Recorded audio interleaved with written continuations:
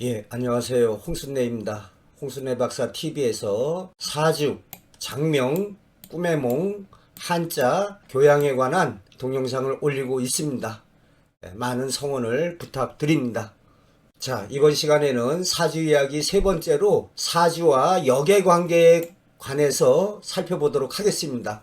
예, 이 세상의 모든 것은 다 변한다. 음양이 변화하면서 나아간다 하겠습니다. 사주 이야기 첫 번째 시간에는 보이지 않는 운명의 길은 있는가 이러한 주제로 운칠기삼, 또 명심보감에 나오는 만사분의정 부생공자망, 모든 일은 이미 분수가 정해져 있는데 뜬구름 같은 인생이 부질없이 바쁘기만 하구나, 또한 왕발의 등한각서가 나오게 된 이야기, 또 천복비가 갈라진 이야기를 통해서 우리 운명의 길 따라 모든 것이 흘러가고 있다고 말씀드렸습니다. 사주 이야기 두 번째 시간에는 보이지 않는 운명의 길을 사주로 알 수 있는가, 운명의 길과 사주와의 상관관계를 말씀드렸습니다. 사주 속에 우리의 인생길이 담겨져 있다. 우리 인생길의 청사진을 사주라고 할 수가 있겠습니다. 또한 2022년 8월 1일 1시간 30분여 나 자신의 인생길과 운명에 관하여 이야기하는 시간을 가졌습니다. 또한 2차 방송으로 2022년 8월 15일 나 자신의 인생길과 운명에 관해서 나 자신의 인생길에서 꿈과 사주가 어떻게 다가왔는지 말씀드리도록 하겠습니다. 예, 이러한 운명의 길을 태어난 사주나 꿈으로 알 수가 있겠습니다. 예, 만사분의정 부생공자망, 명심보감의 모든 일에서 분수가 이미 정해져 있는데 뜬구름 같은 인생이 부질없이 스스로 바쁘기만 하구나. 예, 제가 살아보니까 우리 인생길에서 95% 이상이 운명의 길 따라 흘러가고 있습니다. 여기에 대해서 우리 인간의 노력과 의지가 5%밖에 안 된다는 것이냐 반문할 수가 있겠습니다. 하지만 커트라인에서 단 1% 차이로 개인의 노력 여하로 얼마든지 운명의 길이 엇갈리게 될 수가 있습니다. 시험을 보게 되기까지는 운명의 힘이 작용하지만 주어진 현실에서는 우리 인간의 의지와 노력의 힘이 더 강하게 작용할 수가 있겠습니다. 또한 여기에 관해서는 이미 유튜브에 올려져 있는 다음의 동영상을 참고하시기 바랍니다. 자, 보이지 않는 운명의 길에 대해서 사주, 태몽, 꿈의 몽, 관상, 수상, 또 무당의 공수, 타로카드, 미신, 과연 이러한 세계를 어떻게 받아들여야 할 것인가 언급하고 있습니다. 또한 제 자신의 운명적인 꿈 7가지, 총 맞아 죽는 꿈, 키스하는 꿈, 이러한 꿈 채운기의 실증 사례를 통해서 해설하고 있습니다. 또 운명의 길이 있는가, 운명을 믿어야 하는가, 꿈의 세계와 운명의 길에 관해서 살펴보고 있습니다. 또한 운명의 길이 있다, 이러한 운이 바뀔 때 사주와 꿈으로 알려주고 있다. 사주와 꿈은 상보적인 관계에 있다. 서로 보완하는, 서로 도움을 줄 수가 있다. 비행기의 양 날개, 자동차의 두 바퀴처럼 상호 관련을 맺고 있습니다. 예를 들어서 로또 복권 당첨에 재물적인 운이 들어오는 것을 꿈으로 예지할 수가 있습니다. 또한 그 시기에 사주에서 뜻밖의 재물을 뜻하는 편재운이 강하게 들어와 있다든지 용신운이 왔을 때 뭔가 좋은 일이 있다는 것을 알 수가 있겠습니다. 자, 세 번째, 운명의 길과 꿈으로 해서 배필을 만날 것을 예지하는 입이 11개 달린 계집아이가 배필이 된다고 했는데 나중에 알고 보니까 입이 11개를 한자로 파자해서 길씨가 되는 것을 알게 된 사례가 있습니다. 또한 운명의 길과 파자, 그래서 총 맞아 죽는 꿈을 꾸고 고등학교 교사에서 저자로 새로운 인생길을 걸어가게 되는 제 자신의 체험담을 소개하고 있습니다. 또 운명의 길과 꿈의 몽, 시체에 절을 한 꿈, 또 집사람이 꾼 구렁이를 도끼로 토막내 죽인 꿈을 꾸고 당시에 PC통신에 꿈의 몽 정보를 제공하게 되고 인터넷상에 홍순례 박사 꿈의 몽을 널리 알리게 되는 그러한 일로 실현되고 있습니다. 여섯 번째로 운명의 길과 꿈으로 제가 처녀와 신선한 키스하는 꿈을 꾸고 그것으로 인하여 여기에 몽주학술원의 터를 매수하게 되는 이야기를 담고 있습니다. 또 일곱 번째로 제 자신의 운명의 길에서 고등학교와 대학교 때 일본어 공부를 하게 된, 그리하여 우리 인생은 보이지 않는 운명의 길 따라 흘러간다는 것을 제 자신이 믿지 않을래야 믿을 수밖에 없는 이야기를 담고 있습니다. 예, 박사과정은 영어뿐만이 아니라 제2외국어를 통과해야 박사학위 논문을 쓸 수가 있습니다. 저는 일본어로 통과를 했습니다. 예, 이번 시간은 홍순례 박사 TV 사주 이야기 세 번째 시간이 되겠습니다. 사주 명리와 역, 이 세상의 모든 것은 다 변한다에 대해서 살펴보도록 하겠습니다. 예, 이 세상의 모든 것은 다 변한다. 그런데 음양이 변화하면서 나아간다 하겠습니다. 여기 이렇게 위에 부분이 양의 세계라고 하면은 아래 부분이 음의 세계가 되겠습니다. 이렇게. 그런데 이렇게 변화하는 것이 간단하게는 사계절의 변화를 생각하시면 되겠습니다. 우리 인간사도 유년기, 청소년기, 장년기, 노년기 이렇게 변화해 나가고 있습니다. 예, 이 세상의 모든 것은 다 변한다. 이 세상에서 변하지 않는 것이 있다면 그 모든 것은 다 변한다는 그 진리만큼은 변하지 않는다. 예, 제가 사범대학 출신인데 교육학에서 교육이라는 것은 바람직한 방향으로의 변화를 가져오게 하는 것이다. 변하긴 변하는데 좋은 방향으로 나아가도록 해야 한다는 것입니다. 그런데 이러한 운명의 길에서 좋은 변화가 일어나게 하려면 어떻게 해야 하느냐? 제가 봤을 때 선행을 베풀고 남모른 음덕을 쌓아 나갈 때 하늘이 복을 내려준다고 저는 믿습니다. 임플란트 시술로 인해서 발음이 부정확할 수 있으니 양해 바랍니다. 사주와 역, 이 세상의 모든 것은 다 변한다에 관해서 쌍둥이로 태어난 백탁 배유 형제 이야기를 통해서 살펴보도록 하겠습니다. 1995년 파자 이야기 책 속에 쉬어가는 페이지 글로 수록된 글입니다. 김홍경의 동의회의 초대 1991년 도서출판 신농백초에 나오는 이야기를 인용해서 제가 재구성한 것임을 밝힙니다. 사람의 일생은 사주팔자에 달려있는 것일까? 아니면 자신의 노력에 따른 자유의지에 따라서 자신의 일생을 변화시켜 나아갈 수 있는 것인가? 옛날에 어느 왕이 자신의 사주와 같은 사람을 찾아서 뭘 하고 있는지 알아보라고 시켰답니다. 이에 수만 마리의 벌을 치고 있었다는 말을 듣고서 나는 왕이 되어 있지만 그대 또한 비록 벌이지만은 수만을 거느린 점에서 같은 점이 있도다. 이런 얘기가 있습니다.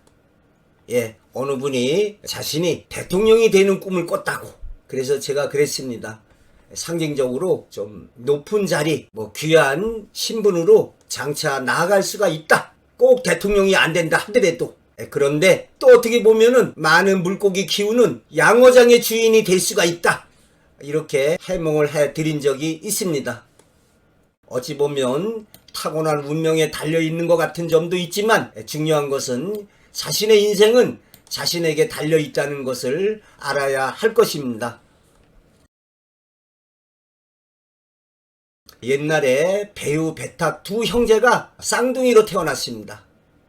근데 사주에 보면은 이렇게 두 사람 중에 한 사람이 잘 되면 한 사람이 좀 안 되는 쪽으로 많이 실현되고 있습니다. 쌍둥이라면 사주가 같아서 거의 같은 인생길을 걸어가야 할 텐데 현실에서는 어떠한 처한 상황과 여건, 본인의 노력, 이러한 자유의지로 인해서 각기 다른 인생길을 걸어나가고 있습니다. 쌍둥이 형제의 부모님이 일찍 세상을 떠나서 배유는 외삼촌 집에서 살게 되었답니다. 그런데 하루는 한 스님이 탁발을 나왔다가 배유를 보고 하는 말이 저 아이는 관상을 보니까 이 집안을 망하게 할 상이니까 저 아이를 집에서 내보내는 것이 낫겠다. 근데 이러한 말을 갖다가 배유가 우연히 엿듣고 생각하기를 외삼촌 집에서 신세 지는 것도 좀 미안한데 장차 나로 인해서 이 집안에 화가 닥친다고 하니까 내가 이 집을 떠나는 게 좋겠다.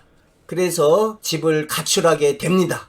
걸식을 하고 돌아다니다가 목이 말라서 우물가에서 물을 먹으려고 하는데 그곳에 옥띠가 떨어져 있는 것을 보고 이렇게 귀한 것을 잃어버린 사람은 얼마나 가슴 아플까? 이런 마음으로 주인을 찾아주려고 그 자리에 앉아서 기다렸답니다. 그랬는데 3일 후에 한 아주머니가 헐레벌떡 오더니 주위를 두리번거리면서 뭘 찾는 것이었죠.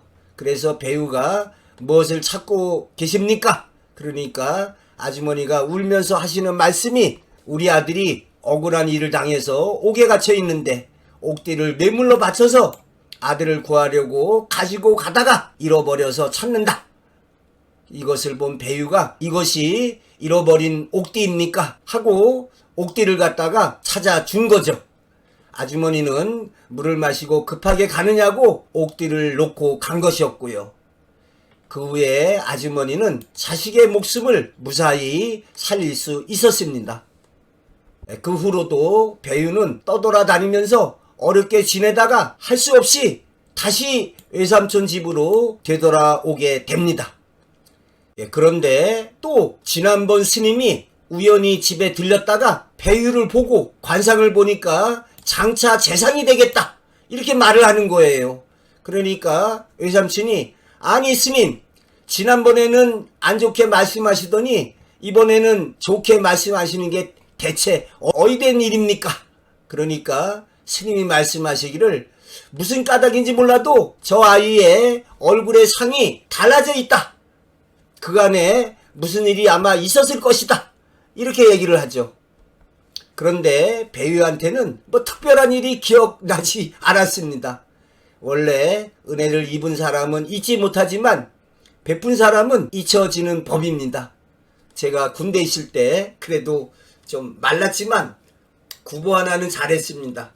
이렇게 구보를 하다가 동기생 한 명이 아주 헥헥헥 하길래 제가 그 M16 총을 갖다가 대신 들고서 구보를 뛰었습니다. 그랬는데 나중에 그 친구가 저한테 굉장히 잘 대해주는 거예요. 뭐 좋은 저녁도 사주고. 그래서 제가 물었습니다. 야야야 너 왜 이렇게 나한테 잘해주냐 그러니까 그 친구가 말하기를 야 내가 그때 구보하다가 낙오할 뻔했는데 네가 그 총 하나 틀어준 게 그렇게 고맙더라는 거죠. 저는 까맣게 잊고 있었는데 그 구보할 적에 총 하나도 꽤 거치장스럽습니다. 이거 자꾸 이렇게 찌르고. 정말로 그 후에 배유가 재상의 지위에까지 올랐고 쌍둥이 동생인 배탁은 나루터 뱃사공이 되어 있었습니다. 그렇습니다. 자신의 착한 마음씨가 자신의 상을 바꾸고 나아가서 자신의 운명의 길까지 돌려놓을 수 있었던 것입니다. 옛말에 아무리 관상이 좋아도 골상이 좋아야 하고 그것보다는 인간의 마음, 심상이 좋아야 한다라고 말했습니다. 배유가 옥띠를 팔아서 자신의 안일만을 추구했다면 초라한 외모에 비해서 귀한 것을 가지고 있었다고 도둑으로 몰려서 죽었을지도 모르고 그로 인해서 그 화가 외삼촌에까지 미쳤을지도 모릅니다. 그런데 3일씩이나 기다려서 죽어가던 한 사람의 생명을 건지게 해준 착한 마음씨가 자신의 상을 바꾸고 나아가 인생의 길을 바꾼 것이라 볼 수 있습니다. 우리 모두 하나하나의 일에 정성을 다하고 진실하게 모든 사람을 대하는 마음의 자세를 지녀야 하겠습니다. 유사한 이야기로 유명한 관상장이가 있었습니다.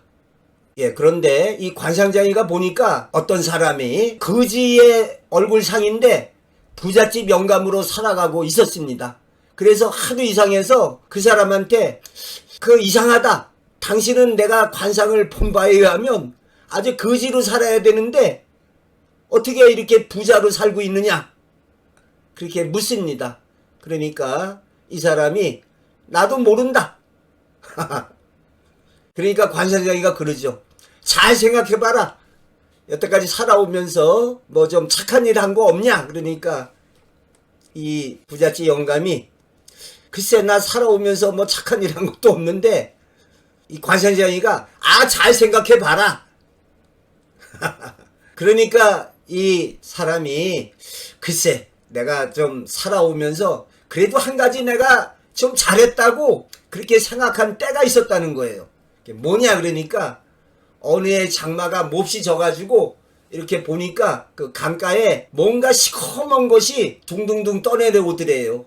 그래서 이렇게 보니까 그 나무 등걸에 개미떼가 그냥 달라붙어가지고 이제 물에 빠져 죽지 않으려고 개미들이 그냥 그 나무 등걸에 그 위에 이렇게 간신히 수많은 개미들이 이제 몰려 있었던 거죠. 그래서 그걸 보고 아유 저것들 죽으면은 좀 안 되지 하고서 그 나무 막대기로 이렇게 물가루 갖다가 해서 막대기를 하나 걸쳐 놓아줬답니다.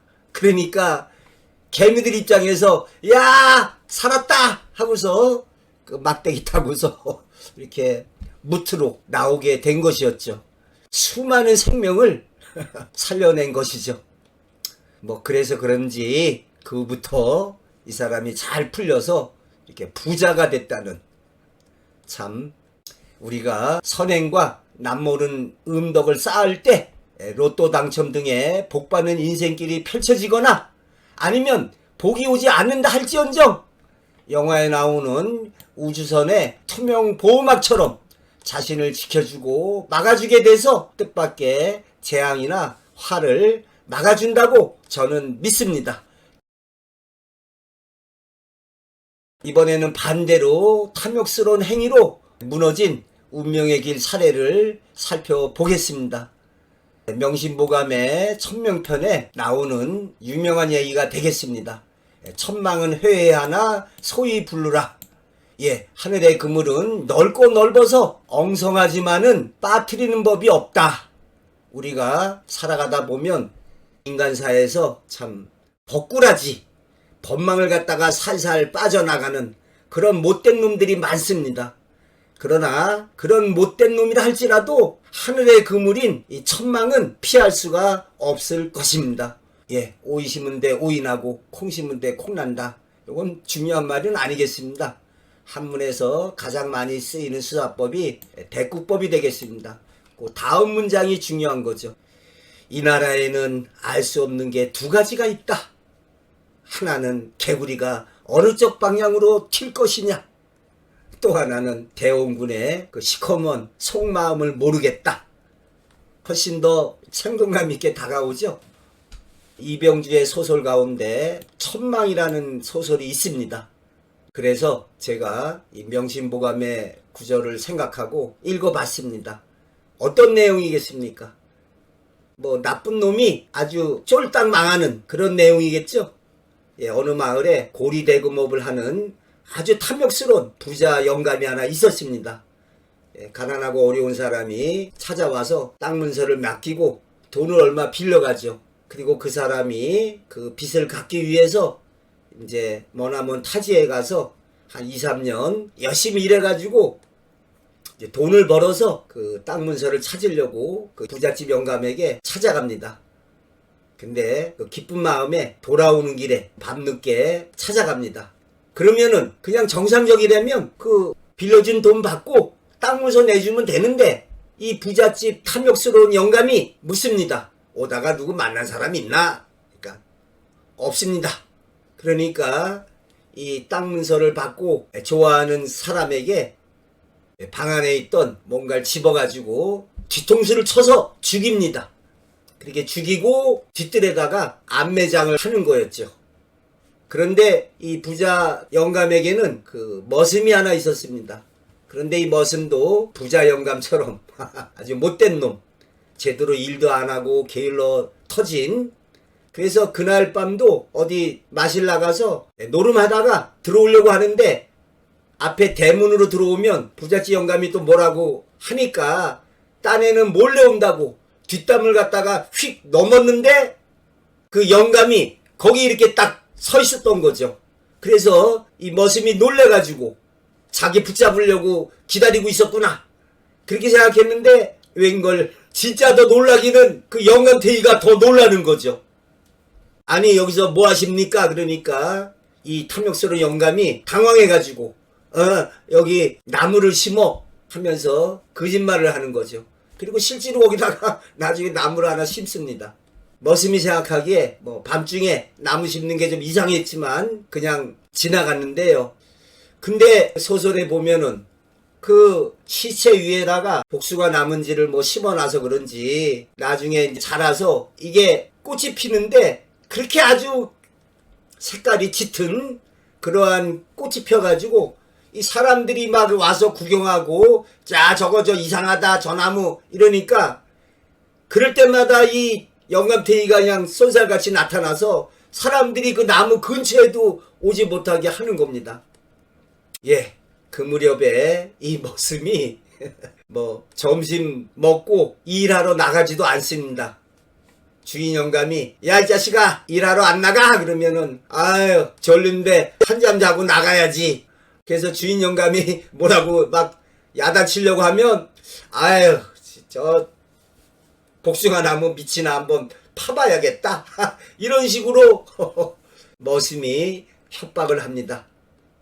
이 탐욕스러운 영감이 찍소리도 못하고 머슴의 눈치를 보게 되는. 근데 예를 들어서 그 영감의 뭐 딸이 한 두세 명 된다면 뭐 예를 듭니다. 서울에서 다니는 대학생 딸이 있는데 이 머슴이 그럽니다. 아, 그 딸을 갖다가 내가 그 딸한테 장가가고 싶어요. 딸을 나한테 주세요. 이런 식으로. 그러니까 기가 막힌 노릇이죠. 예. 그 다음 소설 내용은 뭐 말씀을 안 드려도 그냥 상상하시기 바랍니다.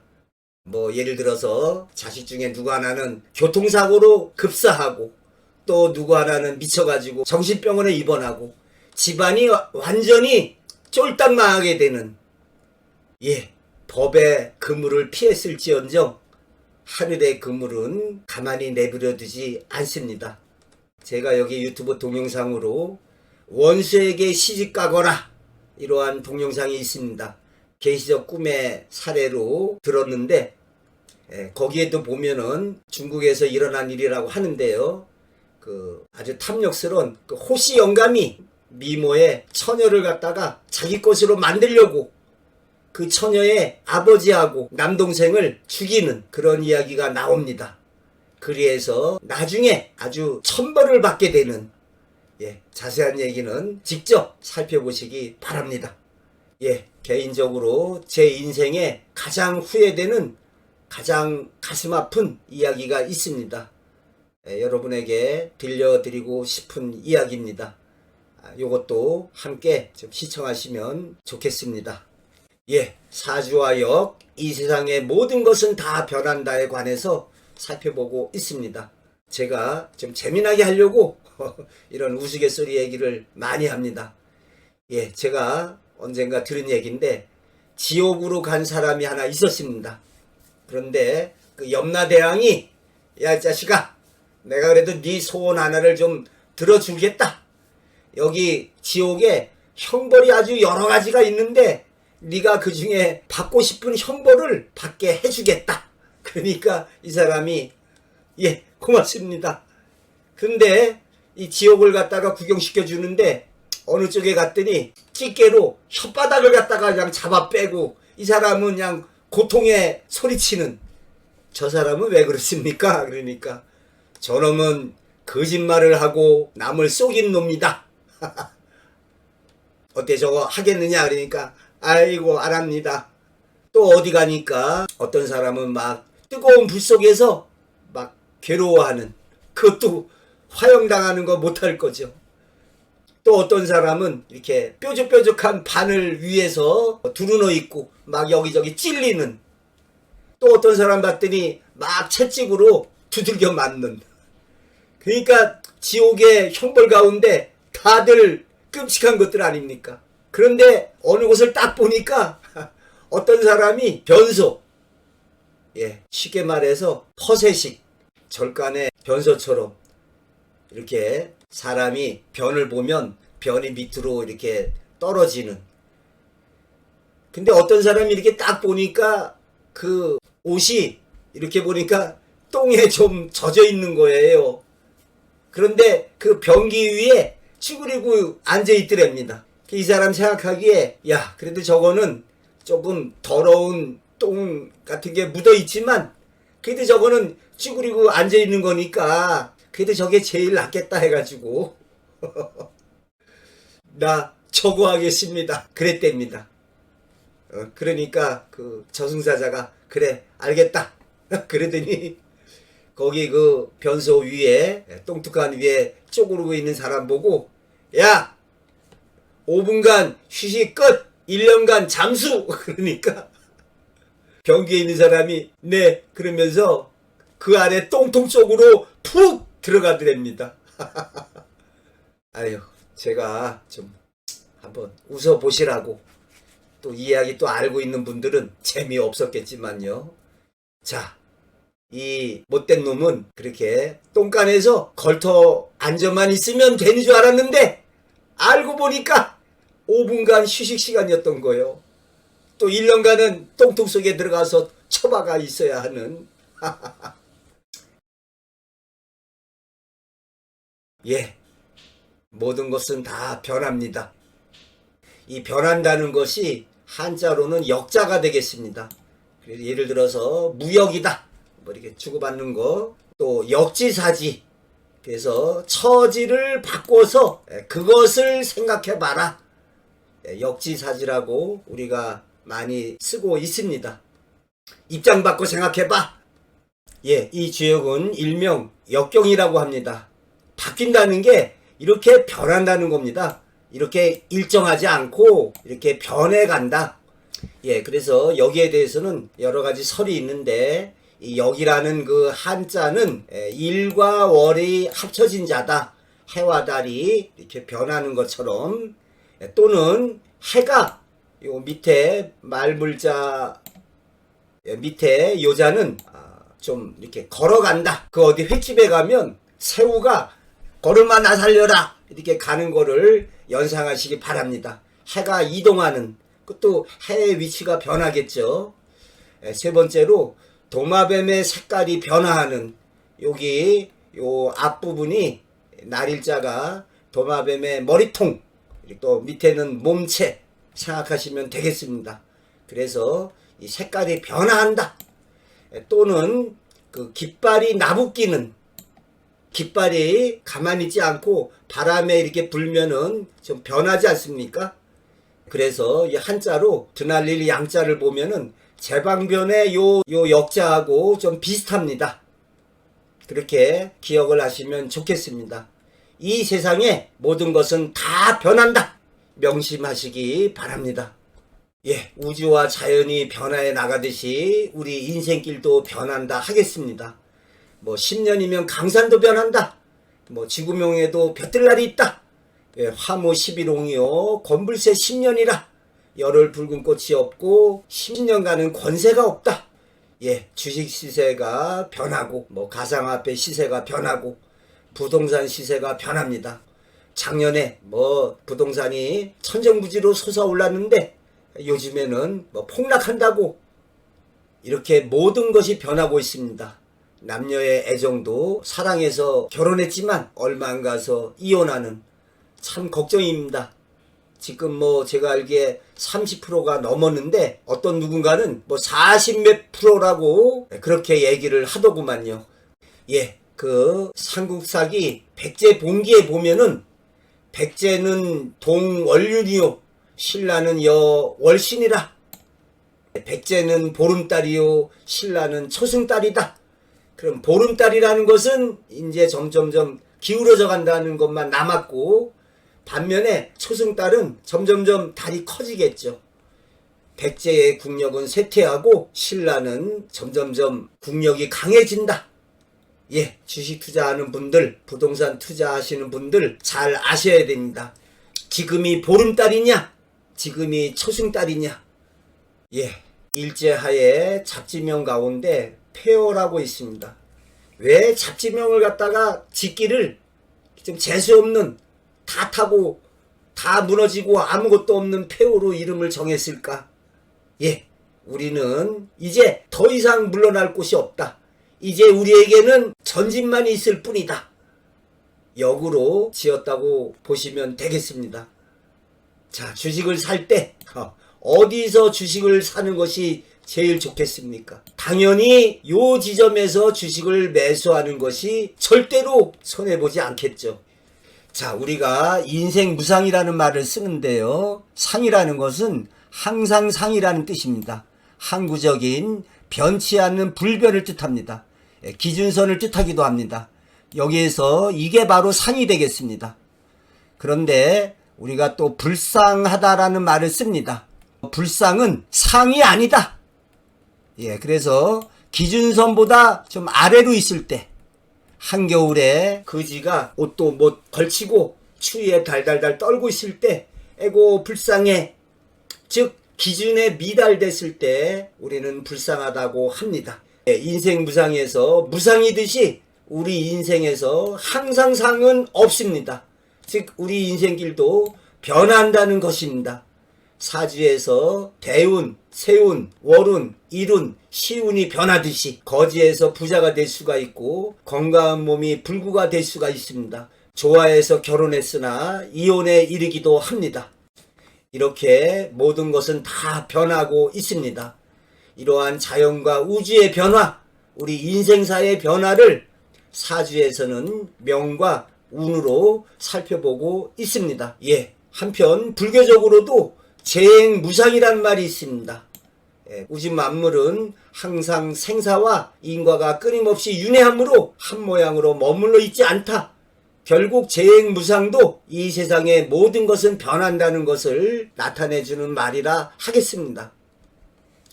또한 노장사상에서 무의자연도 그렇습니다. 일체의 인위적인 것을 배격하고 자연의 섭리에 순응해서 살아갈 것을 이야기하고 있습니다. 자연이라는 게 사계절의 변화, 이렇게 변화하는 흐름 속에서 나아가서 우주라는 것도 변하고 있습니다. 예, 다소 관련 없는 말이지만 여성분들 절대로 피임약 먹지 마시기 바랍니다. 아울러 젖 말리는 약도 좀 마찬가지가 되겠습니다. 이 피임약은 여체를 망가뜨리는 아주 나쁜 약이라 하겠습니다. 인위적으로 호르몬을 갖다가 조절하게 하는 그야말로 자연의 섭리에 완전 역행하는, 이로 인해서 신체에 안 좋은 쪽으로 변화가 일어나게 되고 몸이 망가지는 지름길이 되겠습니다. 또한 제가 이렇게 살면서 보니까 여성분들, 유방암에 걸린 분들이 이 젖 말리는 약을 갖다가 이렇게 먹은 분들이 아주 많았습니다. 뭐 인위적인 수술, 뭐 지방 흡입술이다, 뭐 위를 절제한다, 뭐 종아리에 근육을 잘라낸다. 예, 이러한 인위적인 것은 좋지가 않다 하겠습니다. 예, 이 세상의 모든 것은 다 변합니다. 자연과 우주가 변화해 나가듯이 모든 것이 다 변하고 있습니다. 사람의 얼굴이나 체형, 사람의 마음 등 모든 것이 변화해 가고 있습니다. 예, 따라서 우리가 좋은 생각, 바른 생각, 올바른 생각을 할 때 그 사람의 얼굴의 상이 좋게 변화해 나간다고 하겠습니다. 더 나아가서 그 사람의 하는 행동거지, 그 사람의 마음 씀씀이에 따라서 인생의 운명의 길이 좋게 나쁘게 변화시켜 나아가고 있습니다. 이러한 얼굴의 상이 변화해 나간다는 것이 우연이냐, 뭐 어떤 운명의 길이냐? 예, 저는 우연이 아니라 운명의 길 따라 흘러가고 있다고 믿습니다. 남을 사기치려고 하는 사람, 자기 얼굴이 자기도 모르게 그러한 사기꾼처럼 보기 싫은 얼굴로 변하게 되겠습니다. 예, 형사들이 버스에서 검문을 할 때 직감적으로 쓱 훑어보면서 범죄자들을 잡아낼 수가 있습니다. 그 사람이 생각하는 것이 제일 먼저 눈으로 갑니다. 이어서 얼굴로 가고 몸으로 가게 되겠습니다. 예, 이러한 운명의 길이 바뀌어질 때 또한 예의적 꿈을 꾸는 경우가 있습니다. 이렇게 모든 것이 변화해 나가듯이 우주와 자연의 변화 속에 우리 인생에 보이지 않는 운명의 길도 변화해 나가고 있습니다. 인생길에서 자신이 태어난 연월일 시의 명은 천부적으로 변하지 않지만 살아가면서 사주의 운의 변화가 있습니다. 대운이 10년마다, 세운이 1년마다, 월운이 한 달마다, 일운이 날마다, 시운이 2시간마다 변하고 있습니다. 이 세상에 영원한 것은 없습니다. 이러한 변화와 중화의 깨달음을 아는 것이 사주 명리학의 시작이요 출발점이 된다 하겠습니다. 이 세상의 모든 것은 다 변한다. 이러한 변화의 순환이 이루어지는 것이 사주에서 명과 운의 세계라 하겠습니다. 이러한 변화가 하루 동안에 또 사계절을 통해서 또 우리의 인생사, 인간사가 되겠습니다. 자연과 우주가 또한 그러하겠습니다. 사주에서는 목화토금수의 오행으로 살펴보고 있습니다. 그런데 여기에 토는 환절기에 해당한다 생각하시면 되겠습니다. 목화토금수에서 목은 아침이요 봄이요 인생길의 유년기라 하겠습니다. 화는 낮이요 여름이요 청년기가 되겠습니다. 금은 저녁이요 가을이요 장년기가 되겠습니다. 수는 밤이요 겨울이요 노년기에 해당한다 하겠습니다. 그래서 이러한 음양을 자세하게 나누면 오행이 되고 또한 이것을 사주의 간 12지의 60갑자로 나뉘어서 살펴보고 있습니다. 그래서 천간에는 갑을병정 무기경신 임계, 또 지지로는 임묘진 사오미 신유술 해자축이 되겠습니다. 변하지 않는 절대적 진리 세 가지가 있는데 그 첫째로 이 세상의 모든 것은 다 변한다가 되겠습니다. 둘째로 이 세상의 모든 것은 음양으로 되어 있습니다. 이러한 음양오행의 변화 속에서 우리 인간의 운명의 길도 변화해 나가고 있습니다. 다음 사주 이야기 네 번째로 사주와 음양에 관해서 말씀드리도록 하겠습니다. 사주에서는 음양, 목화토금수의 오행, 천간지지의 식간 12지의 60갑자로 세분하여 살펴보고 있습니다. 셋째로 이 세상의 모든 것은 조화와 균형을 이루고 있습니다. 동양학에서 이러한 음양오행의 변화 속에서 우주와 자연과 인간과의 관계를 궁구하는 그 바탕이 되는 사상이 담긴 원초적인 책으로 주역과 중용 등은 대표적이라 할 수가 있습니다. 주역은 모든 것은 다 변한다는 그 진리, 중용은 사주에서의 중화가 되겠습니다. 어느 한쪽에 치우치지 않는 균형과 조화의 상태를 뜻한다 하겠습니다. 목화로 치우친 뜨거운 사주라면 금수에 차가운 기운이 오는 것이 좋겠고, 또 금수에 차가운 기운의 사주라면 목화에 따뜻한 기운이 와야 좋겠습니다. 주역은 주나라의 역으로 역경이라고 불려지고 있습니다. 경은 불경, 성경, 도덕경, 남화경처럼 영원불변의 진리를 담고 있습니다.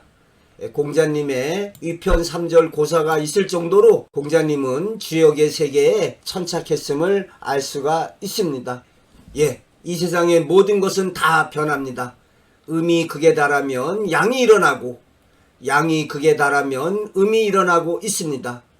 한여름에 아주 뜨거운 날씨가 되면은 소나기가 내리게 됩니다. 또 아주 추운 겨울이라도 따뜻한 날이 며칠간 있게 됩니다. 겨울에 사만사온 생각하시면 되겠습니다. 요즘 세상에는 이러한 기후의 변화도 좀 제대로 되지 않는, 어찌 보면 좀 엉망인 이러한 자연의 조화와 섭리가 좀 무너져가고 있다는 그런 생각을 하게 됩니다. 여기 태국 문양에서 이렇게 동그란 데다가 이렇게 음양으로 쫙 반으로 날라지는 게 아니라 이렇게 되어 있습니다. 그래서 이렇게 음이 성할 때 양이 좀 축소되고, 반면에 양이 성할 때 음이 좀 축소되는 이러한 변화 속에서 균형과 조화를 맞추고 있습니다. 밖에 장마비가 내리고 있습니다. 보이지 않는 운명의 길을 알 수가 있는가? 이러한 변화와 중화의 세계를 이해한다면 보다 쉽게 깨달음을 얻을 수가 있겠습니다. 무국에서 태국으로, 음양에서 목화토금수의 오행으로 나아가고 있습니다.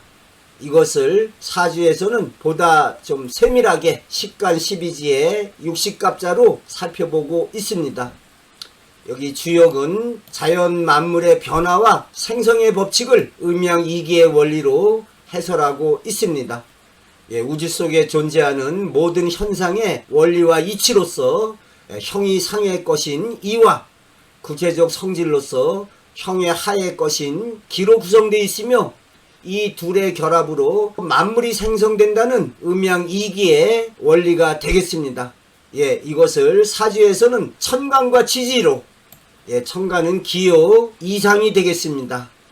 반면에 지지는 질로서 우리의 현실이 되겠습니다. 또한 천간은 다스리는 관리요, 지지는 다스리는 땅이다. 이러한 비유로 널리 알려져 있습니다. 또한 모든 것은 변해 나간다는 것 못지않게 조화로운 균형의 중화의 세계가 중요하다 하겠습니다. 주역이 변화의 세계를 이야기하고 있다면 중용은 어느 한편에 치우치지 않는 불편부당의 세계, 중화의 조화로운 세계를 이야기하고 있습니다. 사주의 세계를 이해하는 데 있어서도 우주와 자연과 우리 인간사가 그러하듯이 이러한 변화와 중화가 핵심이라 하겠습니다. 오행의 중화가 무너질 때 문제가 발생한다 하겠습니다. 한방에서는 음양의 조화가 무너질 때 우리 신체에 병이 생기게 된다고 말하고 있습니다. 모든 것은 변합니다. 우리의 인생길도, 사주의 세계도 대운과 세운으로, 사주는 이러한 변화 속에 명과 운의 중화를 살펴보고 있습니다.